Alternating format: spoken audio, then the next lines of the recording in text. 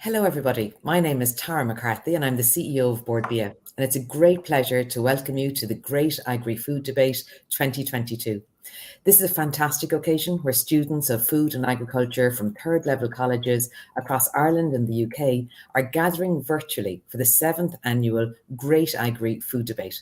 So this is a joint initiative between Dawn Meats and McDonald's, and they're very proud to be supporting the next generation of business leaders. And personally, it's a fantastic honour to have the opportunity to moderate today's event. So the topic to be debated today is organic beef farming at scale will not deliver a viable return on investment. The two teams that are taking part in the debate are Waterford IT and Loughborough University in UK. So proposing the motion are the team from Waterford IT and opposing the motion are the team from Loughborough University. Now, let me say that the stance taken by the teams are the positions that they've been assigned by random draw, and they do not necessarily reflect their point of view. A quick reminder to say that the Twitter handle for today is Great Agri-Food Debate. So you will notice that your microphone has been muted automatically, and we will ask you to kindly keep it muted unless you are speaking. So it's my great pleasure, because I'm being joined today by a very esteemed panel of judges. I've got Brendan Gleeson, who's the Secretary General of the Department of Agriculture, Food and the Marine, Dr. Pam Byrne, the Chief Executive FSAI, Brian Hyland, Food Safety and Technical Director for Dawn Meats, and Philip Tallant, the Group Operations Director for Dawn Meats. So I'm going to just pause for a moment and ask each of the judges to say a few words about themselves, and start with yourself, Brendan.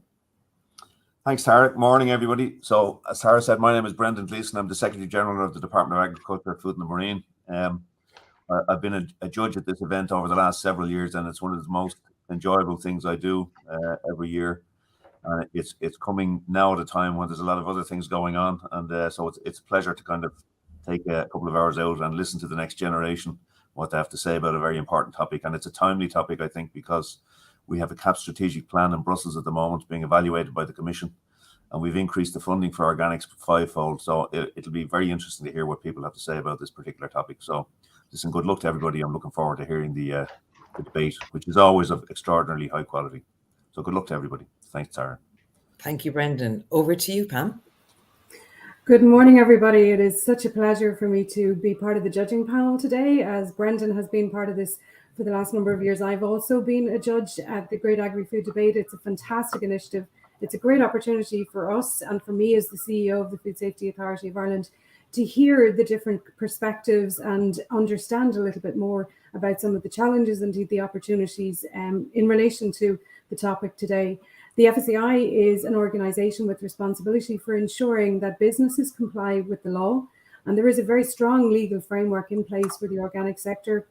And it's important that businesses comply with this in order to make sure that consumers can trust the information that's on the labels and indeed any information provided about the production of the product. So I'm really looking forward to hearing all of your perspectives today. The best of luck to everybody, and I'll hand back over to you, Tara. Thank you. Thank you, Pam. Next is Brian Hyland. Hi, thanks, Tara. I'm Brian Hyland. I'm the Director of Food Safety, Quality and Animal Welfare for Dawn Meats. I've been with the business for over 20 years, and I've been judging this debate since the very first one in UCD a number of years ago, and I'm very much looking forward to listening to the arguments that's made by all those involved today, and I wish all the very best of luck. Thank you very much, Brian. And finally, Philip. Yeah, good morning, everyone. So as people have introduced me already, a long time ago, I studied Bachelor of Agricultural Science in UCD, and I joined the graduate program with Dawn Meats, and I actually started in the lairage on the intake of cattle and worked my way up over a long number of years, similar to Brian there. Unlike the others, this is my first time judging. I've been an onlooker up to now. I've escaped it. So I'm really looking forward to today. Slightly nervous that I'll get it right, but looking forward to it, and most of all, enjoy it. It's a great experience, and people get a lot out of it over the years. So enjoy it, everyone. Thank you very much, Philip. And I think I wasn't exaggerating when I said at the beginning what an esteemed panel of judges and an enthusiastic bunch as well. Really looking forward to today's debate. So we're now going to welcome our students onto the platform. So we're welcoming Waterford IT and Loughborough University to the stage. So let me first of all introduce some of the rules. There are very detailed rules and they've been shared with all participants in advance of the debate, but just some key points to note. The team captains will open and close the debate and they'll introduce their teammates. Each student's speech will be for a maximum of 5 minutes. The time will be monitored by a designated timekeeper. On this occasion, it's Alison Harvey of Dunbia, and Alison's decision is final. Interrupting a student while they're speaking isn't allowed. After each speaker, 1 point of information may be offered by the competing team, and point of informations are not allowed following the captain's closing argument. So let me wish all participants a very enjoyable and successful debate. And I'd now like to invite Owen Malidi, the captain of the proposing team from Waterford IT, to open. Good morning. Chairperson, adjudicators, timekeeper, members of the opposition, ladies and gentlemen. Owen Malidi is my name. I am a proud mixed suckler and tillage farmer from the Midlands. And I would like to welcome you all to the Great Agri-Food Debate brought together by Dawn Meats. I am here today with pride and honour as the captain of a spectacular WIT team, which are here beside me today to passionately propose the motion that organic beef farming at scale will not deliver a viable return on investment. Firstly, I'd like to define the motion. The definition of viable means it is capable of working successfully or is feasible. In other words, does not need subsidies to prop it up. At scale means being of the required size to solve a problem. Return on investment is a financial ratio used to calculate the benefit an investor will receive in relation to their investment costs. Thus, to redefine the motion, we are proposing that organic beef farming at a required size is not capable of working successfully enough to be profitable given the cost of investment required. This motion requires us to examine the sustainability of organic beef farming from 3 perspectives: financial, environmental, and social. Ladies and gentlemen, the opposition will make claims that organic beef farming is all sunshine, daisies and roses, and that there are nothing but benefits for the environment and animal welfare. Well, to be quite frank, that's all well and good, but the consumer's market for organic beef at the moment is very divided. With this in mind, my fellow teammate Vicky will go through with you how consumers are reluctant to pay the high-end prices which are needed across the board to sustain these organic beef enterprises.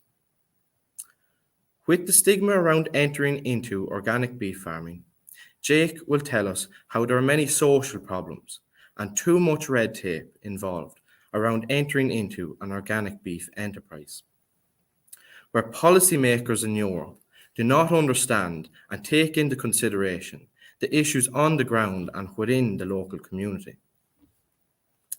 Moving further on, Thomas will bring us through with the environmental implications that are involved in both conventional and organic beef, and how organic beef farming is not the only solution to solving climate change within the agricultural sector.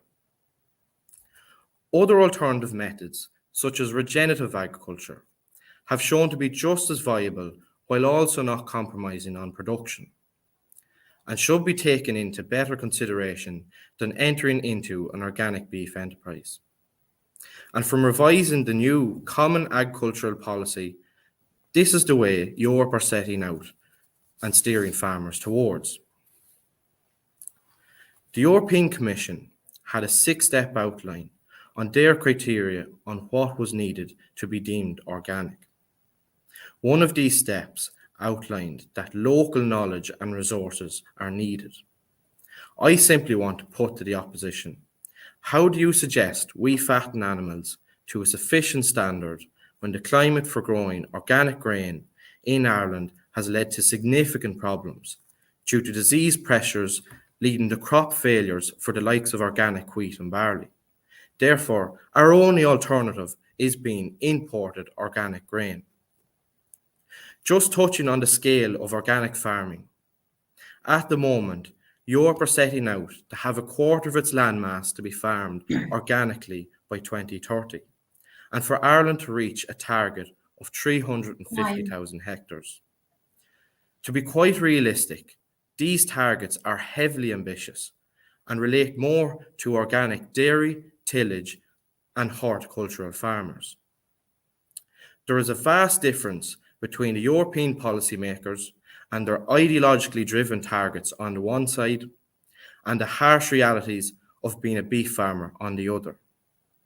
As President Eisenhower once said, farming is mighty easy when your plough is a pencil and you're 1,000 miles from a cornfield. Thank you. Owen, thank you very much for that introductory presentation. Can I first of all open or inquire if there's any points of information for Owen? May I raise a point of information, please? Of course. At one point, he said that organic beef farming cannot solve climate change issues. I'm just going to say organic beef farming is not solving any problem. It's just stopping more damage to the environment and climate change. Thank you. No, well, my point wasn't that it's going to solve the environment. My point was that there's other methods that aren't going to have a reduction on production and demand for beef, and that you know, consumer demand for conventional beef has been growing due to world population, and that organic beef farming it just can't suffice the demand. Thank you, Owen. So I'd now like to invite Leo Monnier, the captain of the opposing team, Loughborough University, to deliver his opening address. Worthy opponents, helpful teammates, honourable judges, I'm Leo, the opposition captain, standing firmly in favour of the longevity, profitability, and overall sustainability of at-scale organic beef farming.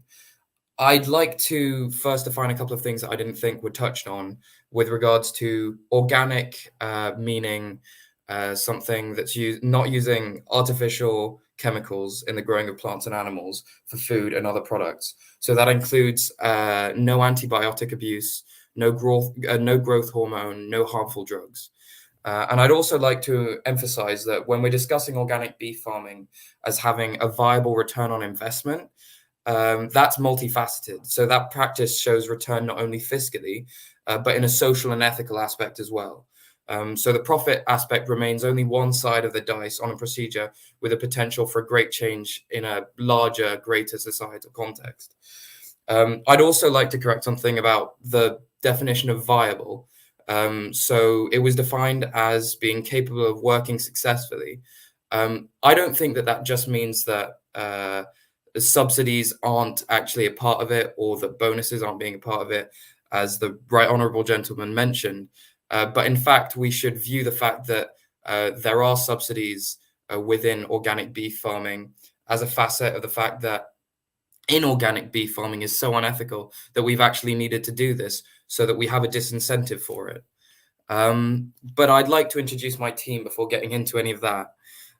So Santi is going to be focusing on how selling a high quality product in high demand makes for an easier economic sell, but of course in much more depth than that. So that's classing as high market return and official systems of production. So more information on that with him. And then Kingsley is going to be describing the economic dynamic of what it means to provide a viable return on investment through the model of supply and demand. He's also going to be outlining the reasons why an increase in organic cattle farming, taming is much more of an environmental option than the current alternatives. And then Namat is finally going to be discussing the socio-cultural effects and health benefits of organic beef farming. So that's, I'm sure that when we're going to be observing those examples and the notable trends of an increase in organic beef farming, we'll showcase soon enough that it's pretty much a simple truth. This practice is not only a viable, but a significant return on investment. And then now I'll just be discussing the impacts of the lab-grown meat and new farming regulations on the beef industry to prove that not only is it a viable option, but it might just be one of the only ones we have. Before I add or explain anything further, I'd like to note that the efficacy of at-scale organic beef farming it's not really up to debate. It's a fundamental categorical truth. The profit, merit, and sustained success has already staked its name as a stable, thriving industry, in stark contrast to the waning popularity of other parts of the beef and cattle industry. As EU regulatory bodies and other governing global organizations grow to enforce healthy, ethical standards for cattle and farm animals, organic farming is soon becoming the only method through which one can even obtain beef products. Science is catching up to the food industry, and the unsanitary practices of yesteryear have seen a gradual drop in traction as it's no longer possible to do them by law. We've got recent limitations on stock density of animals, laws on the food provided in farms, laws on killing practices. It seems an awful lot like the practice of inorganic farming team-side opposition is trying to keep relevancy of, is slowly turning into organic farming itself before our very eyes. The EU and other major world stage players are creating environments where only ethically sustained and sourced raised farms can thrive. A team-side opposition proposition may point to the current market share of organic beef holds as being small, but it's growing, and it's growing gradually. And though media tells us that lab meat is the next big player set to rock the beef industry, all known experts tell us that it's going to be replacing the conventional meat industry, not the organic meat industry, since it's a much more ethical product, the organic industry that being. Now, to know truly if something is sustainable or not, our hardest job today is proving to you that the status quo will remain, but it won't. Dairy and cattle have reached a new stage in their development, and gone is the point for exploitation and dehumanization for profit. The inorganic, inhumane practices we have clung to are on the gradual decline, being outlawed.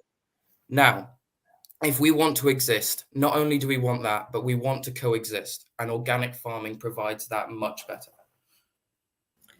Thank you, Leo, for that opening contribution. Can I open for any point of information that anyone may want to push to Leo? Can I point of information, Tara? Yes, please. Thank you, Vicky. You discussed lab-grown meat, but do you really think that that's where we're going? I don't know any consumers that have any interest in eating such types of food. Organics possibly has a place, but you cannot replace conventional meat with completely lab-grown meat. It's just completely unviable and unsustainable for the consumer. Thank you for your question. I'd like to say, well, on several levels, I disagree with that. For one, I think when we do actually look at surveys, we do see that lab-grown meat is seeing a significant amount of traction, of at least 50% of the population being interested in it. With regards to it actually being a speculative asset, you can't really call it that because, I mean, we have actually managed to create it. It's all about making it a profitable industry now and actually selling it to large-scale manufacturers. I think talking about it as not being the direction in which we're moving is a little bit, I guess, offensive to science in a sense. Thank you for that contribution, Vicky and Leo. So building on Leo's contribution and once again representing Loughborough University is Santiago Yepes Moore as the second speaker of the opposition. Thank you. Ladies and gentlemen, members of the proposition, judges and chair, today I will be opposing the motion and argue that organic beef farming at scale can deliver a viable return on investment solely on a monetary basis. The proposition will try to convince you otherwise, despite the numerous facts that expose organic beef farming at scale as a profitable venture. In other words, not only can you make your money back by involving yourself in organic beef farming, but can also make a profit and a living in doing so. Investing in organic beef farming can be a difficult process, that I will not lie about, and the high cost and complexity associated with it can act as a deterrent for many. The reality is that you need more land, organic feed, and to raise the cattle without the use of any synthetic chemicals or growth hormones. However, this does not mean that it can't return a viable return on investment. In fact, it can even be more profitable than conventional beef farming, believe it or not. Stay with me, please, because I will show you how this is possible and how thousands of farmers have taken the initiative in converting over to organic beef farming. The Agriculture and Food Development Authority of the Republic of Ireland puts it quite simply. The two key components that lead to profitable organic beef production is a high market return, in other words, maximizing your sales income, and efficient systems of production. For you to achieve high market returns, you need to be able to produce a product that the market demands, Well, organic beef is in demand present, and it is increasing year on year. A report by Global Newswire shows that retail sales for organic products have increased by over 128% in the last 10 years, from approximately $18 billion in 2009 to $51 billion in 2019. This is a huge increase. It is impossible to look at these figures and try and argue that there is not enough demand for organic beef at scale. The increase in demand can be attributed to several factors, such as the growing health concerns among consumers and increasing awareness about the health benefits associated with the consumption of organic products that my teammate will later discuss. Although organic beef involves high costs, as I mentioned previously, organic beef can be sold at a price premium, typically between 15 to 25% above conventional prices. And despite this price increase, consumers are willing to pay for this since it is not only healthier to consume, but also more ethical. This is one of many reasons why organic beef farming at scale can and will deliver a viable return on investment. The other key component, and one that the proposition will heavily argue against, is efficient systems of production. In an organic system of production, the use of conventional fertilizers are not permitted, so it is imperative that soil fertility is managed to both maintain and increase production of vegetation and grass for the cattle to feed off. Good grassland management is crucial and therefore essential to minimize the requirement for additional purchased concentrates or cereal feeds, like the proposition said in the opening speech. Many organic farmers have started growing their own cereals and concentrates in order to reduce these costs and are likely to extend the grazing season using grass budgeting. All of these reasons show you the organic beef farming at scale can and will deliver a viable return on investment as long as you manage your resources correctly. Finally, the European Commission has set out a comprehensive organic action plan for the European Union. This action plan for the development of the organic sector is an important part of the European Green Deal, which stands at the center of the European Commission's policy agenda towards a sustainable and climate neutral Europe. Under that agenda, organic farming is supposed to deliver those environmental objectives through sustainable use of natural resources and processes, and have a target of having 25% of agricultural land under organic farming by 2030, again, like the leader of the proposition pointed out. Ladies and gentlemen, the steps towards the growth of organic beef farming are already in place. Demand is rising, even with price premiums in place, and the European Union is setting the stage for organic beef farming to grow at scale. This, alongside the availability of efficient systems of production, showcase that organic beef farming at scale can and will deliver a viable return on investment. Thank you. Thank you very much, Santiago. Can I open for a point of information from Waterford IT? Point of information, just to state that currently in Ireland, the average beef farmer is only farming off 28 hectares. So it's not a massive scale by any relevance. Now, Santiago, you're suggesting that to go organic, you're going to need more land. So in other words, you're asking the beef farmer to more or less halve their stocking rate. Thus, sure, they're going to be reducing their gross income by half. And as well as that, you stated that mixed farming is the way forward. Let us not forget, it's beef farming we're trying to argue here. It's not a mixed farming enterprise. Thank you, Owen. Like I mentioned previously, the Agriculture and Food Development of Ireland have said that organic beef farming can be very profitable, and many farmers actually in Ireland have the largest profit margins through organic farming. And there has been studies conducted by the Food and Agriculture Organization that have concluded that organic beef farming by 2050 can easily, sustainably feed more than 9 billion people. It doesn't mean that organic beef farming will take over the market. I'm not suggesting that, but I'm saying it can return a viable return on investment. Thank you. Thank you, Owen. Thank you, Santiago. So I'd now like to invite our next speaker, Vicky Wood from Waterford IT, speaking to the proposition. So over to you, Vicky. Good morning.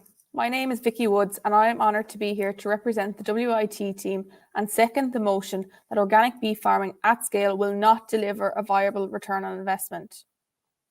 The motion clearly states return on investment. This is at the core of today's argument. Return on investment refers to the financial benefit an investor will receive in relation to their investment costs. To face the initial startup costs, an organic beef farmer needs to put in significant investment. This payment is primarily paid by the farmer themselves. Currently, for a conventional beef farmer to build a shed to house 50 suckler cows costs €110,000. An organic beef farmer needs to increase this space by 50%. With this, there is a doubling in the cost to €220,000 to house 50 suckler cows. The second biggest cost, which these farmers then face, is the increase in concentrate feeds for organic cattle. Opposition. This is on average 30% more than that of conventional feed. How on earth is that financially viable? The IFA recently commissioned Jim Power, a leading economist in Ireland, to conduct a report into the future of beef farming. His findings effectively ruled out any notion of organic beef farming at scale. The organic beef market is a niche market that commands a high price. If this is to change to large-scale organic beef production, the market will be flooded and drive down price. Organic beef would no longer be considered a niche market. Low price would therefore reduce the market's profitability and render the investment as financially unviable. The reality is, ladies and gentlemen, that it is the consumer that decides whether to buy organic or conventional beef. Currently in Ireland, the figures for the organic beef market, which is not at scale, also provides some revealing statistics. Of the total amount of organic beef which is produced in Ireland, a whopping 40% ends up in the conventional market at conventional prices. Santiago, how is this a growing market? It clearly is not. The market also has poor consumer demand. A recent Board BIA study stated that 30% of people are not willing to pay 15% more for their beef. This cannot be possible.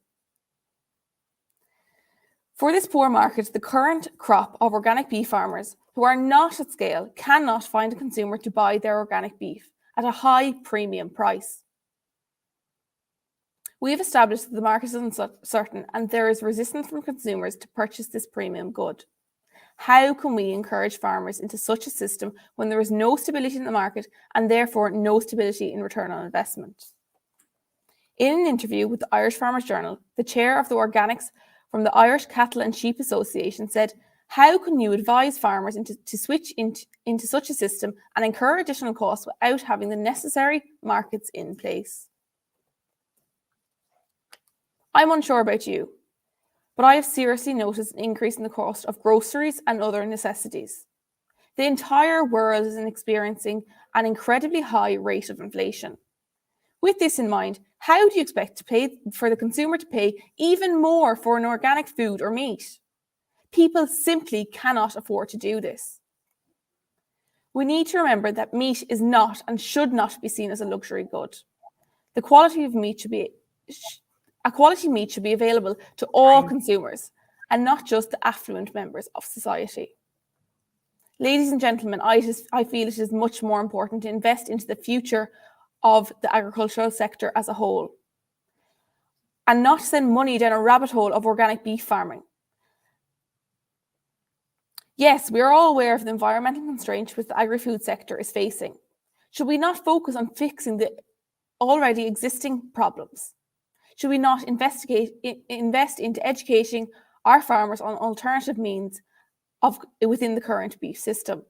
Educate farmers to establish multi-species swards, for example, and reduce their emissions from the sector as a whole, while still delivering a quality meat product which is highly sought after and that the consumer is willing to pay for. Surely this investment would be much more appropriate. The reality is, ladies and gentlemen, the consumers are not convinced, the farmers are not convinced, and the WIT team are not convinced. Thank you. Thank you very much, Vicky, for that compelling argument. Can I have any points of information for Vicky? Point of information. Please. Thank you, Santiago. Hi, Vicky. So you mentioned that the organic beef farming sector is considered a niche market, but how can you possibly argue that it's considered a niche market when the European Commission has set out plans to grow the organic agricultural sector as a whole? There were $51 billion in sales in 2019. How can you possibly argue that this is still a niche market? This organic beef is growing and is here to stay. That's interesting, Sebastian. I think what the EU Commission says and what the consumer says is two completely different things.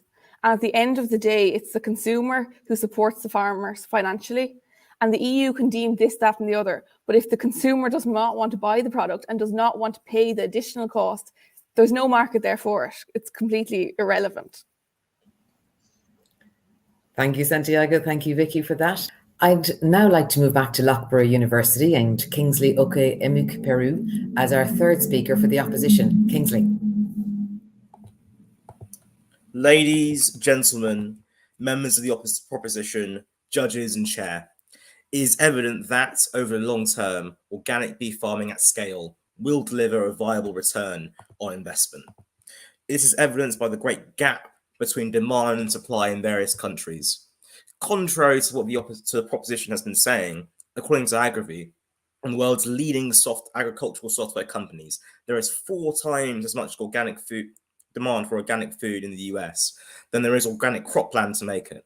This suggests that the problem with organic beef farming, is that it's actually growing too fast for demand to keep up with the supply, which suggests that first movers in this field will gain a significant advantage. We can act quickly and decisively.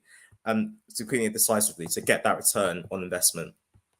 Governments and major organisations have also caught on to this fact and have factored this into their agricultural development plans. TAGUS, one of the Irish state agencies responsible for agricultural research and development, has stated that the organic beef farming is already profitable, but some of the most profitable enterprises in Ireland are actually organic farms, or farming organically. The German Bund ökologische Lebensmittelwirtschaft, or Organization for Organic Farming, has seen sustained increases in the sales of organic beef farming in recent years. And the new governing coalition has also made commitments to bolstering the country's transition into organic farming. This suggests that there is a growing shift amongst many nations' governments towards prioritizing organic farming over traditional farming. It suggests that in the medium to long term, organic beef farming will return even more viable returns on investment.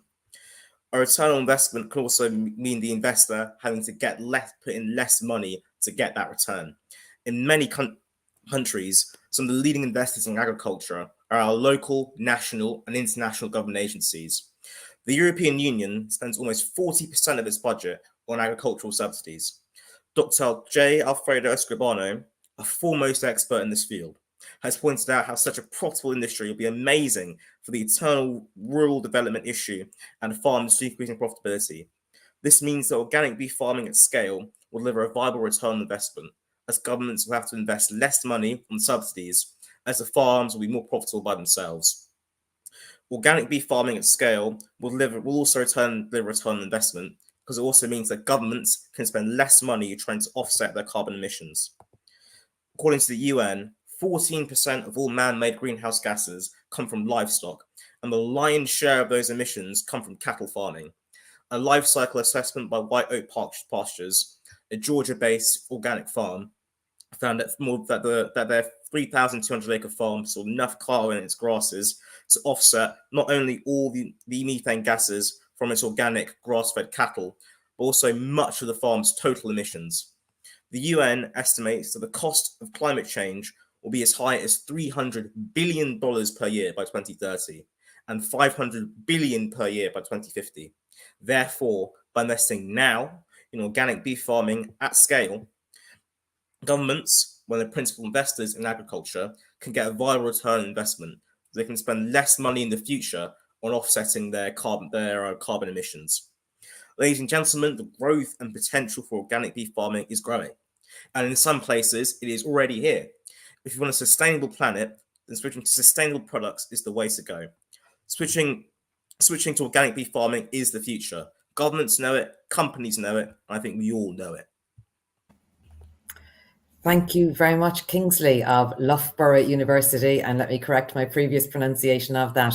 So do we have any points of information for Kingsley? Yes, I have a point of information. Thank you, Jake. Kingsley, you mentioned Teagasc and you also mentioned carbon sequestration. Well, Teagasc just recently submitted an article which stated that farming grassland actually emits more carbon than it sequesters. So what is your plan for sequestering carbon when you have an organic system that is, yes, less environmentally effective because it is your lower yield, so you're emitting more carbon into the environment? Well, some of the literature can be a bit contradictory in this topic. So as we get more and more research into this field, Teagasc will perhaps provide more enlightening information about this, as other government agencies in other countries have also stated that grass-fed cattle is actually better for the environment. Thank you, Jake. Thank you, Kingsley, for those contributions. So next we will hear from Jake Delaney, representing Waterford IT and speaking to the proposition. So over to you, Jake. Good morning, Chairperson, adjudicators, members of the opposition. My name is Jake Delaney and I'm a proud ethical beef farmer from County Laois. The opposition can paint a picture of a more idyllic lifestyle and a more profitable system, but the fact of the matter is that this just isn't true. The Green Revolution brought agricultural beef production to scale to meet the demands of a growing world's population. The opposition now seek to revert us back to the past, where the shelves are sparse of meat and the product itself is at an unattainable price.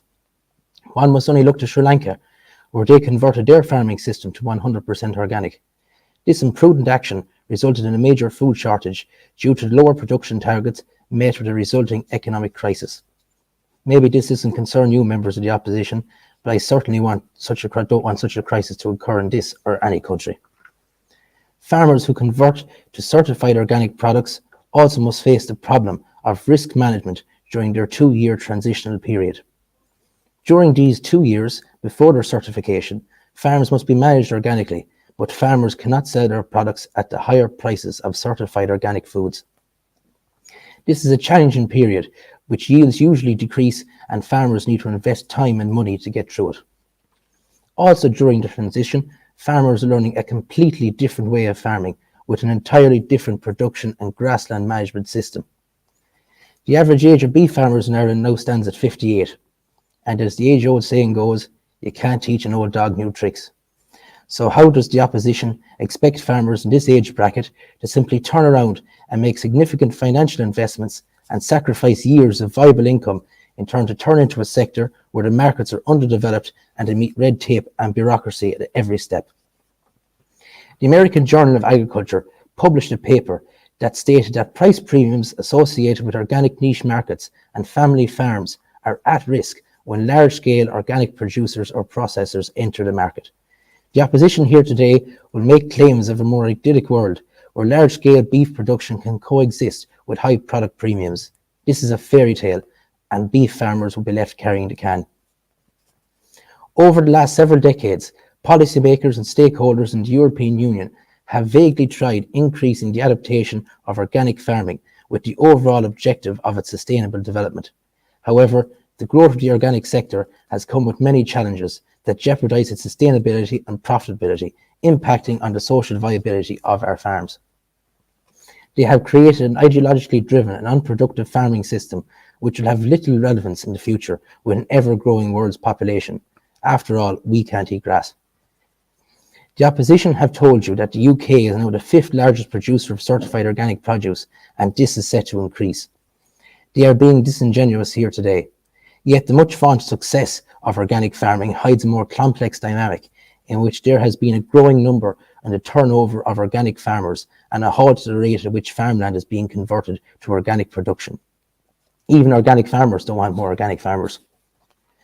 What the opposition won't tell you here this morning is that the main sets of reasons for why farmers left the organic farming in the UK are Financial, obviously, due to the lack of market demand and low prices for organic produce in the UK.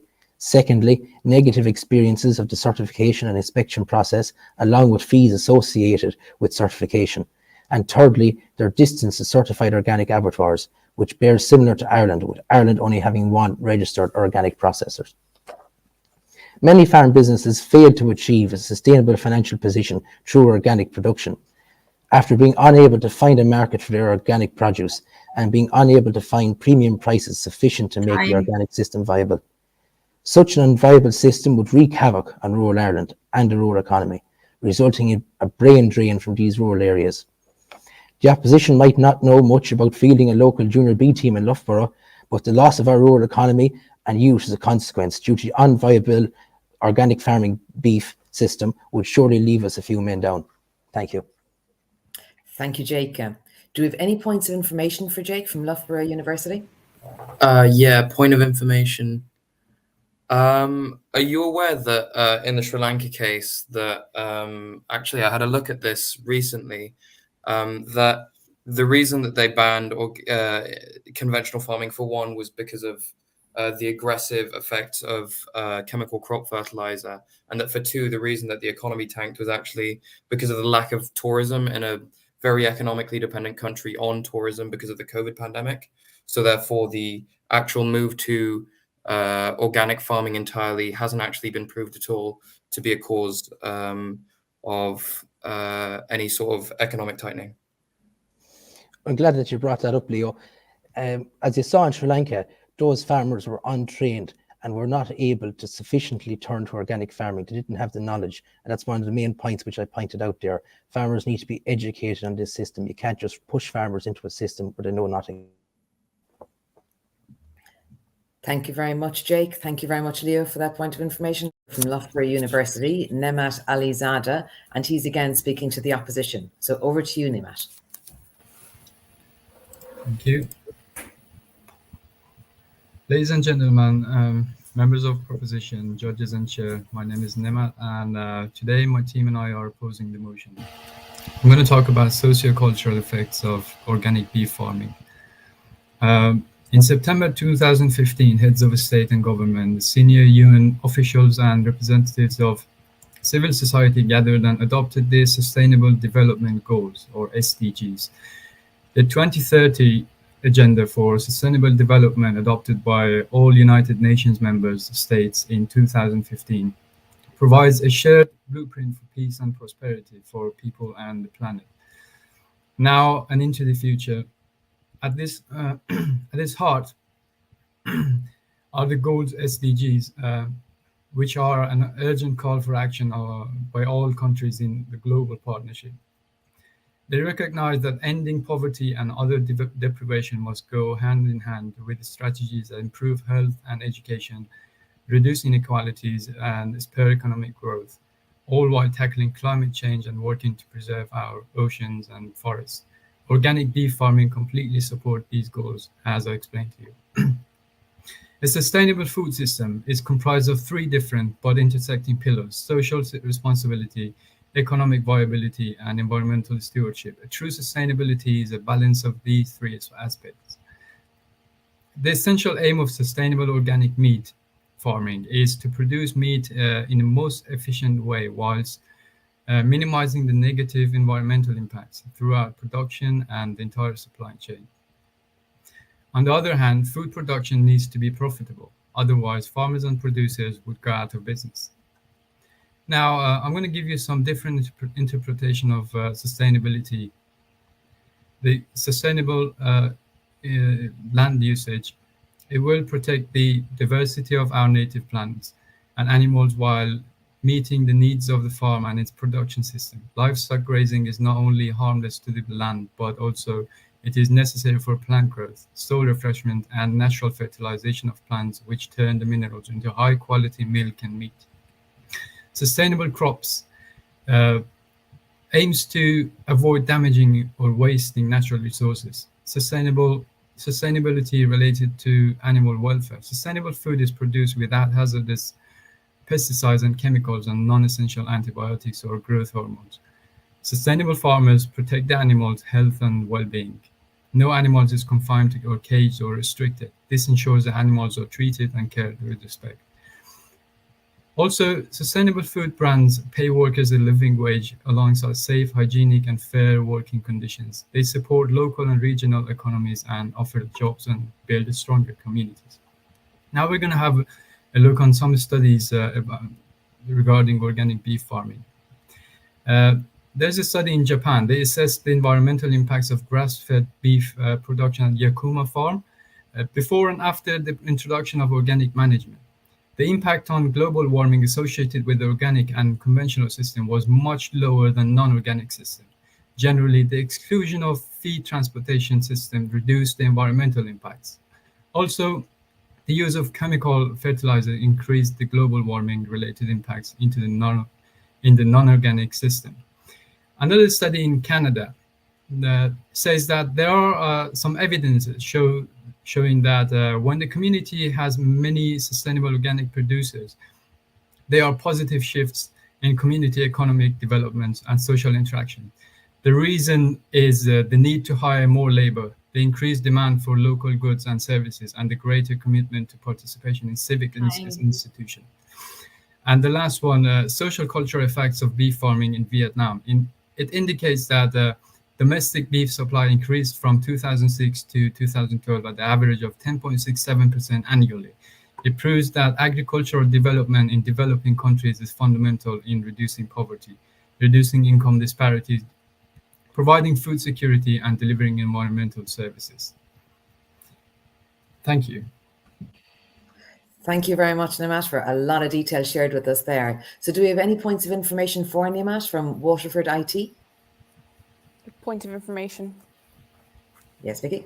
Nimesh, you talk a lot about the government and EU policy and other policies in the world. I think you need to clearly distinguish, like, it's Insta versus reality. They're goals, they're aspirational, they're not truth.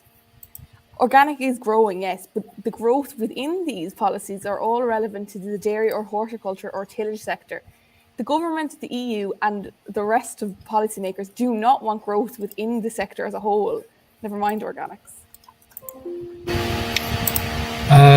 Thanks for raising that point of information, but there are some facts and there are some opinions. I think it's your opinion that it doesn't work and it's not true.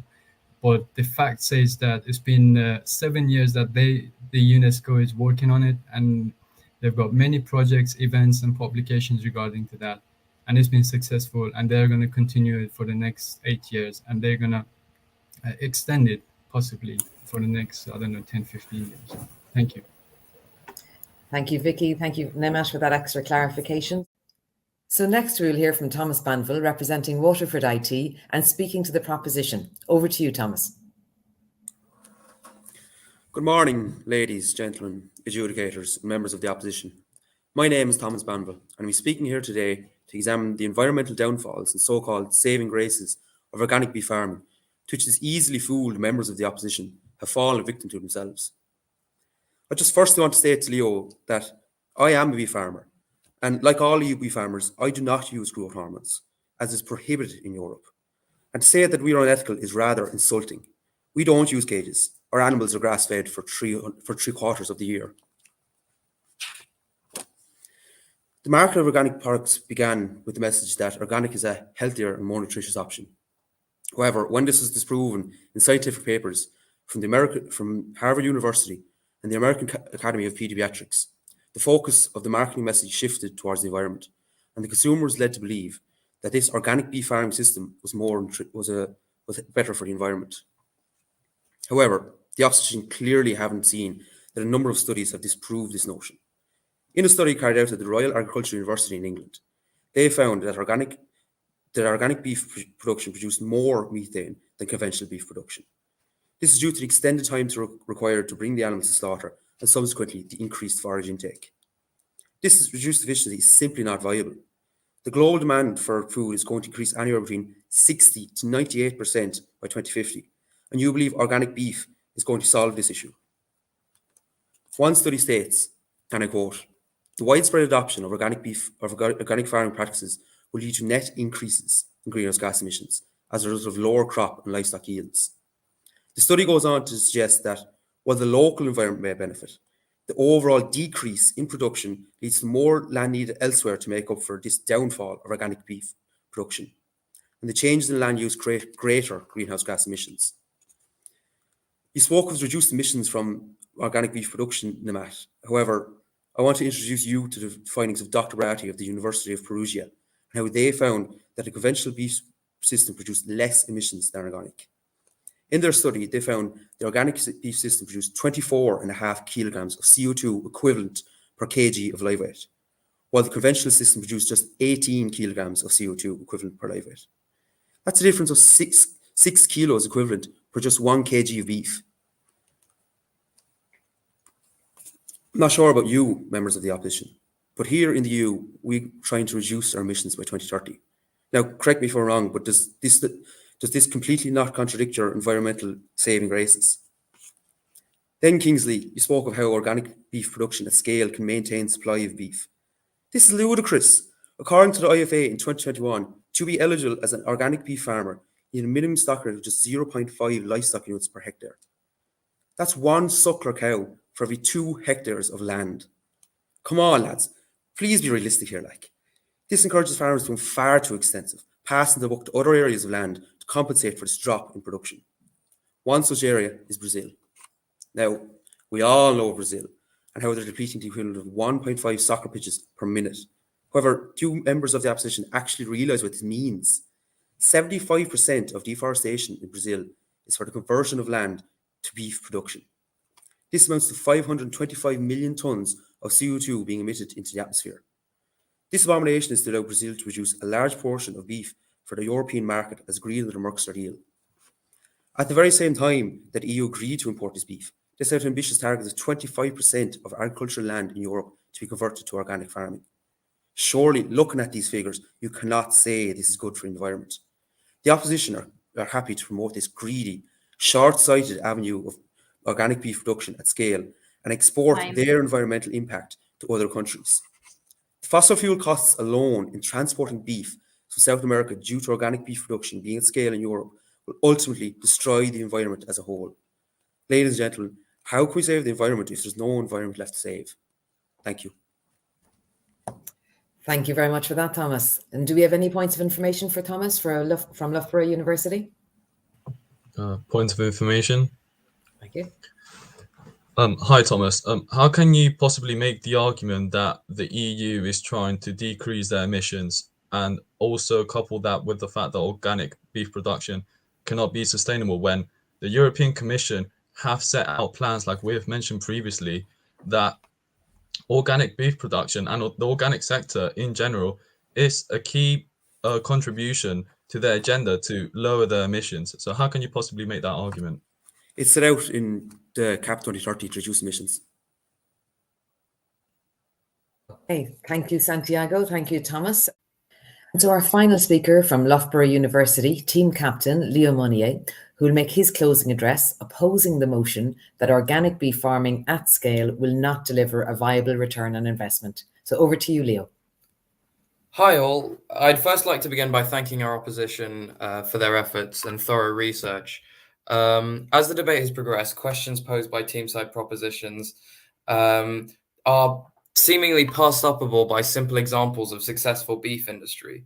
For one, team-side proposition asks, it's been a theme, how on earth can we get a cow fat enough in a short enough amount of time that we make a profit so that we can kill it fast enough? Well, the proof is in the pudding, and the pudding doesn't need growth hormone. Organic beef farming is a pricier product with a profit margin without need for subsidization. And it's all well and good to ask how in tarnation and refuse to back it with numbers. But as much as refusing to force feed cattle in derelict conditions for minimal monetary gain, we on team-side proposition view organic beef farming not only as viable for cash, but in a social and ethical context as well. And besides, even when we're discussing the most profitable organic beef farms in Ireland and globally, as Santiago already noted, that some of the most profitable farms, large and small scales, are organic beef farms. And throughout, there was this interesting contradiction with claims from the second speaker who wanted to invest in conventional farming, suggesting we teach them ethical and healthier ways to treat meat, which is great. And if we want to do that, might I point out treating the beef better by removing growth hormone and antibiotic abuse? The team-side proposition only seems to think that this argument is taking place in Ireland. Now, Loughborough is not in Ireland, and it's not even part of the EU anymore. And in fact, most of the planet isn't. And when we're talking about organic farming, we need to think about it on a global scale. We simply cannot look in the confines of our own home and start pointing left and right, even though we have proven, even in the country of Ireland, that it is a successful business. A further point was made that we just don't have enough space for organic beef growth. Yes, because it's just that successful. As Kingsley stated, America's organic beef business is still booming despite area restrictions. We, as team-side opposition, have envisioned a future and considered the hopeful present, giving a global outlook on how organic beef farming has been profitable since its inception. In reverse order, Namat's deconstruction of sustainability and socio-cultural impact on wider communities and society has proven the practice we preach as harmless and as helpful. Kingsley's supply and demand model, simple as it is, disproved our opposition's understanding of limited land restrictions, since organic beef continues to grow despite these. And not to forget Santi's in-depth breakdown of the proven economic benefits of organic farming, both large-scale and small, disproving team-side propositions' only point. Judges, I ask you, what precedent are we setting? For the entirety of this debate, we've seen a repeated neglect of human and animal ethical standards, even though they preach to be on the ethical side, even though we know conventional standards are way too low as it stands today. Not only that, but we've also seen a severe misunderstanding of what it means to make a return. It's not just economic, it's social, it's environmental. Organic beef farming remains the future of food by ethical means. As the UN, as the EU, as other regulatory bodies grow wise to the vile standards to which we keep our cattle, beef in its current state will continue to depreciate. The repulsive industrial method with which we treat actual, tangible life simply cannot be sustained. This industry will continue to depreciate. If we stand with team-side proposition and continue to argue in favor of low standards for a low-cost product. Am I out of time? Or 1 more minute? 1 minute. Okay. If we stand by the root definition of this industry as a machine, a cast iron system, polished as not to acknowledge the violations we witness and support on a daily basis, the industry as we know will cease to exist.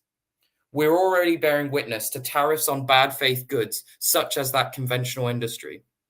Meat produced in unsanitary, unhealthy, unethical conditions, and the political environment in which these policies grow is showing an unrelenting trend towards banning conventional beef altogether. Not only is organic beef farming profitable, but it may just be the best asset we have.